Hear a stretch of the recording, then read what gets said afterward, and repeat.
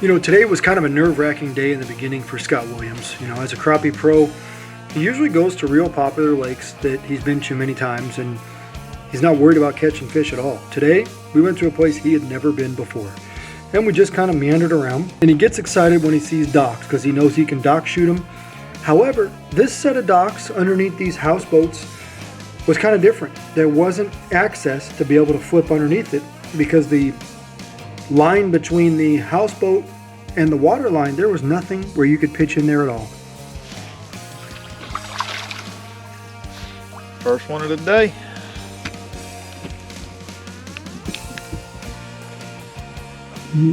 Little black crappie. I really don't know what to expect here. My first time on this place. And we're seeing a lot of fish.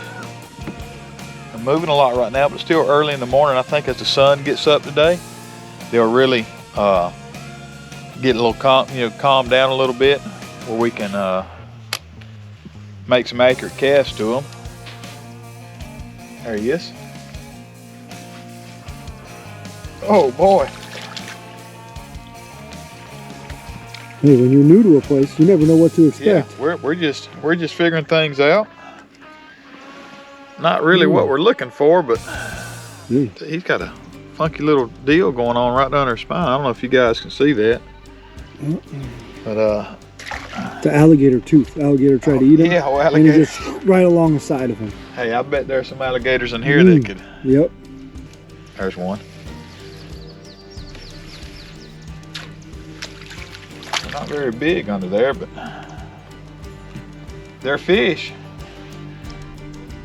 I wasn't even sure what to expect coming to this place. There he is. Oh goodness. My dog is not sure about that bumper. That rock bumper right there. Charlie. And we're just tipping these jigs with fireballs today. And guys, look at, we're in some nasty water. I ain't gonna lie to you. This water's got my hands nasty, got my line nasty, my jig nasty. Oh, I dropped it. Oh, do you smell that? Well, I do. That is strong garlic. It's easy to hook these things, guys. Just hold them with 3 fingers. Go right in the middle there, just like that. Slide it on there. Nothing to it. There is fire gel on that jig. There is shad fire gel from earlier because we were pitching with this same jig earlier. And just to remind you, we have never been here before. First time for everything. Oop, fish on. Now there is a fish on. Can he get it out? We're about to find out. There's chicken wire down there. You can see the fish flopping. Look at that, folks. Folks, Wow. I'm just gonna look. I'm gonna admit I'm sponsored by Genco, but I don't know if you could tell. That rod was bent 2 ways. It was bent down because of the. Yep. Actually, it was bent 3 ways. It was bent down because of that top decking right there. Bent down. Then the bottom decking had it bent out, and then the fish had it bent down again. But you saw it. Fireballs on a jig, and what used to be a really clean jig turns out is really nasty now. So here's the problem, guys. They're underneath these docks over here, but there's only a tiny little crevice opening that Scott can throw into, and it can't be right here because you see all these chains. So we're trying to improvise and see if we can still get back to where we believe these fish are. Look out! Look at that! Out. Look at that! Look out! A little bit of change is all it took. We're going to show you guys the next one here. The monster. Monster. He gone. Do you see the film on this water? See what just happened there? Look at this. Did you see that? Yeah, that's some right South Carolina goo. You know. Listen, we're on the Georgia side right now, just so you know. We're on the Georgia side. But it's filtering over. this is some interesting stuff right here. So I'm going to get on the front side here so you guys can see what he's doing. Just like that. Look at that. There's another fish. Better fish, I think. Can you get it out though? You can hear it. He's stuck on something. Oh, What is he hung on? I don't know, but that sounds like a better fish. That fish is on there. Tell you what we fitting to do. Go find it.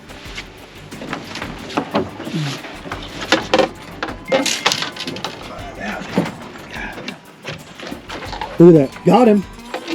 Better fish too, boys. Come on back here. Hey, Charlie. Folks, don't try that at home. Matter of fact, that's the big fish of the day. It is the Look at big this fish thing. of the day. Look at this thing. It's a good looking fish too. Yeah, they're healthy. Talked about the color. Beautiful we thought we would fish. see back here. Look at that. Hey guys, I want to tell you a little bit about what I'm doing right here, and I know it's probably a little unconventional, but so this dock, I really can't shoot this dock. There's no way for me to get to the fish. Hold on a second. There's a dog on the dock. He done jumped out. So there's no way for me to get to those fish under there. So I've got my long rod out, my X13. It's a Genco X13. Just a Bass Pro Shops reel. It's nothing fancy. All it is basically, you know, I don't cast with it. It just allows me, it's light and it's not heavy, and it just allows me to, you know, adjust the depth I'm fishing. Two reasons for braid. If I get hung up under there, I can straighten this hook with the braid. The other is the sensitivity of braid. It's absolutely no stretch whatsoever. So any little bit of anything that hits this line or jig, I can feel it. And I'm not setting the hook by snatching the rod. I've actually got the line in my right hand, and because I'm in such close quarters, you can see, I mean, the rod's going to be right under there. I can't move the rod up or down, so I'm snatching with the line with my right hand and just working the rod back. It's kind of an unconventional way to fish, but sometimes you do what you got to do to get a bite. Yeah, that's another nice fish.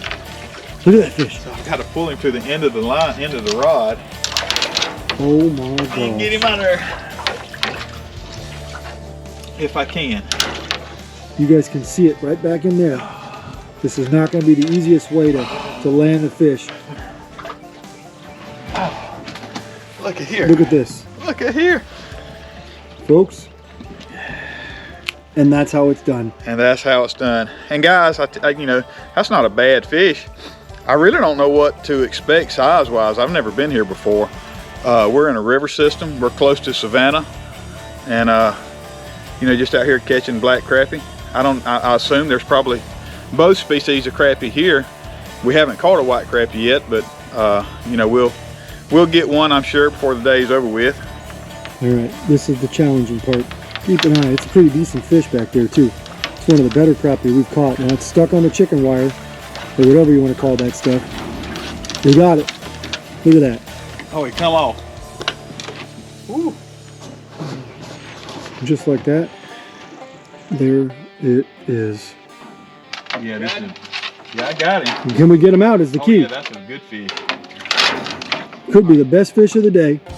All we gotta do is watch out for all those I'm snakes. just gonna get you to hold the rod and line just like that. All right. He doesn't realize I don't have a license, so I can't touch the rod. He's gonna have to do this one all by himself. Can we get him? Oh, we can get him. I just didn't want to run my hand in there on top of a snake. Well, if you do, guess what? I got it on film. Folks, here comes the crappie magic. Look at this slab. Woo! Oh yeah, that's nice. Yeah. Oh yeah. That's a big whole sandwich, yeah. Watch out for that wasp. Watch out for that wasp. Okay, here we go. And you saw improvising today was a lot of fun. He put away his normal casting rod. He got out this long rod, and we kind of found crevices where there was maybe 6 inches of an opening. Other times there was no opening at all. Other times there was 3, 4, 5 inches of an opening, and he stuck that jig in there, tipped with crappie fireballs, and we caught slab after slab after slab. As a matter of fact, there were a lot of other people around that weren't catching many fish, and a couple guys said to us, hey, don't be throwing those fish back. Give us one or two of those for dinner. You can see these guys on here having a great time watching Scott. Now today was a great time. It just shows you sometimes you never know where you're going to find a good place to catch fish, and you kind of improvise, and you'll find a great opportunity to maintain success. Do the same thing Scott did today, and you too may come up with a new favorite place or a new technique or a new way to get into that small crevice where all the crappie are hiding below.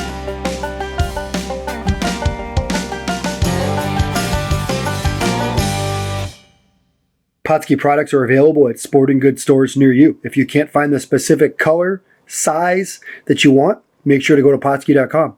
And as a thank you for watching Pautzke Outdoors, we're going to show you a coupon code to be used for 10% off your next order.